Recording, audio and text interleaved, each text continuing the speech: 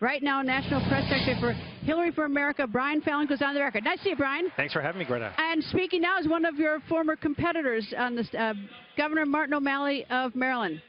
Ran a spirited campaign. And he endorsed Now endorsing Secretary Clinton, campaigning for her. Actually made appearances already in several states. So that's another sign of how united we are. All right. Well, there's a lot of question about that, at least for the people outside. The protesters there's some that are they're not unhappy. But I want some nuts and bolts behind the scenes. Has Secretary Clinton, has she written her speech? Oh, it's probably going to be in progress right up until tomorrow. She's been working on it for a while. And she's involved in this, very involved. Oh, very involved. And it's going to be a deeply personal speech, I think. And she's going to make the overall case for how this campaign and everything that she's talking about, everything that she wants to do as president, fits into the arc of her career and all the fights that she's waged throughout her time in public service. You know, President Clinton talked about that a great deal last night. I thought that speech last night was a home run, and I think Hillary Clinton's going to take it home tomorrow night. All right. Well, Senator Schumer just dodged the question that Bill Hemmer asked about. He's my old boss. He's your boss. That may be why he dodged it. Bill asked him why there's so limited mention of ISIS. Are we likely to hear that Thursday night? Because we've had this terrorism. We had what happened in France yesterday. That's on the minds of many Americans. Are we going to hear more about ISIS next couple of days? This is such a trumped-up allegation. The reality is we've been quite clear for the last few weeks about what the themes each night of this convention would be. And we've said from the beginning Monday was going to be about economic policy. Tuesday was going to be about Hillary Clinton and her biography.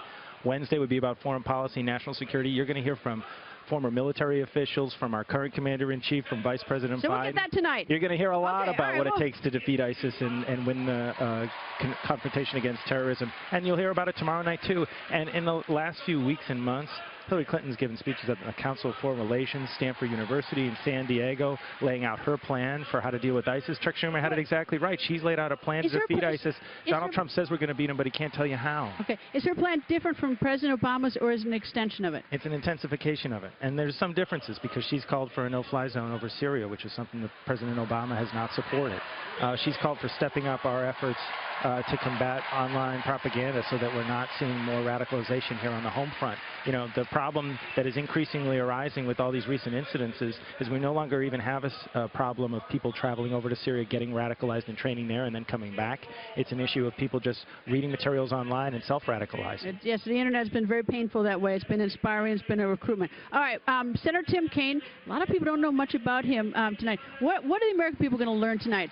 This is exactly going to be an opportunity for him to introduce himself. I think it's going to have a lot of echoes to the speech that he gave the day after he was selected when he went and campaigned with Secretary Clinton there, made their debut in Miami, Florida. This is somebody who's been waging fights all his life to help others, dating back to his time leaving law school for a year to go to work in Honduras with Jesuit missionaries to help impoverished children down there. A lot of echoes there to a chapter of Hillary Clinton's life when she left Yale Law School, went to work for the Children's Defense Fund. That's one of the connections that they've had that have brought the two of them together. Then he leaves law school and goes to work as a civil rights lawyer and makes hay his central case. One of his landmark accomplishments was a big case against Nationwide Insurance about housing discrimination in the late 1990s, won a record amount in terms of a jury trial there.